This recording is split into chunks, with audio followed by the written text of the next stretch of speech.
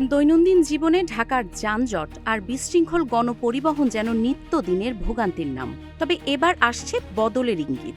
স্বল্প, মধ্য আর দীর্ঘমেয়াদী পরিকল্পনায় রাজধানীর গণপরিবহন খাতে শৃঙ্খলা ফেরাতে একগুচ্ছ উদ্যোগ নিয়েছে সরকার। স্বল্প মেয়াদে নারীদের নিরাপদ যাতায়াত নিশ্চিত করতে চালু হচ্ছে পিঙ্ক বাস। প্রাথমিকভাবে ৮টি রুটের ৯টি বাস, যেখানে চালক থেকে সহকারী সবাই হবেন নারী। একই সঙ্গে উত্তরা এলাকায় চালু হচ্ছে সাইকেল রাইড শেয়ারিং, ১৫০টি সাইকেল আর ৬ কিলোমিটার লেন নিয়ে। মধ্যমেয়াদে সবচেয়ে বড় পরিবর্তন বাস রুট রেশনালাইজেশন, অর্থাৎ সীমিত কয়েকটি নির্দিষ্ট রুটে ফ্র্যাঞ্চাইজি ব্যবস্থায় একই কোম্পানির বাস চলবে, থামবে নির্দিষ্ট স্টপেজে, থাকবে শৃঙ্খলা। এ নিয়ে আইন প্রণয়নের উদ্যোগও নেওয়া হয়েছে।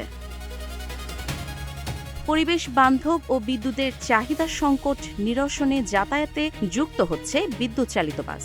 শিক্ষার্থীদের জন্য স্কুল বাসে শুল্ক শূন্য আর গণপরিবহনেও থাকছে শুল্ক ছাড়ের পরিকল্পনা।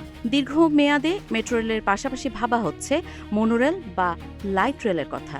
বিশেষজ্ঞ অধ্যাপক শামসুল হক বলছেন, ঘনবসতিপূর্ণ এলাকায় যেখানে মেট্রো পৌঁছানো কঠিন, সেখানে মনোরেল হতে পারে কার্যকর সমাধান।